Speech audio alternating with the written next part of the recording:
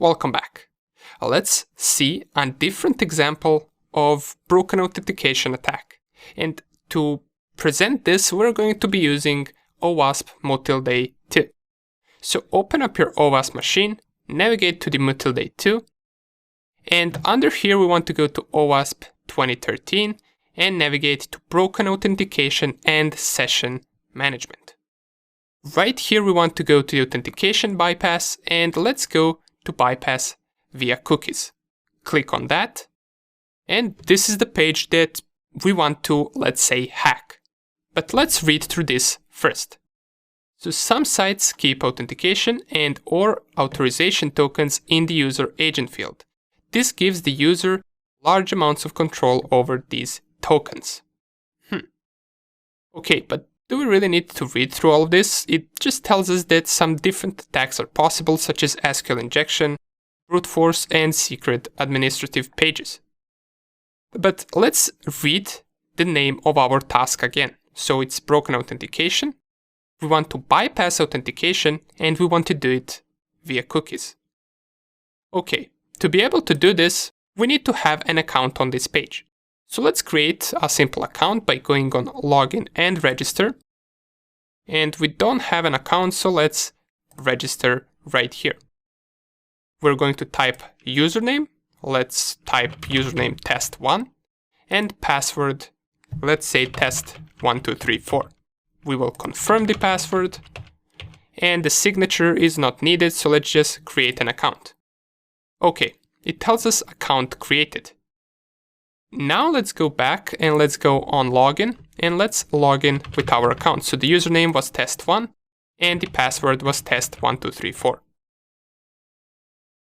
Okay, awesome. Let's close this window, and in the right corner we should see logged in as user test1.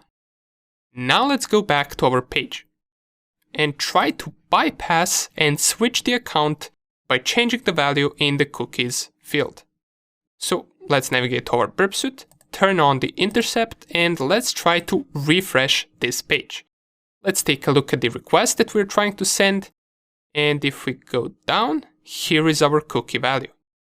Now we can see there are multiple fields to this cookie value, but there are two particular fields that should be of interest to us. We got username equals test1, we got user ID, we got PHP session ID, but these two right here do seem interesting to us the most. Let's try to change the username from test1 to, let's say, admin, because there is an admin account on the Motilday page. And if we forward this request, nothing really happens.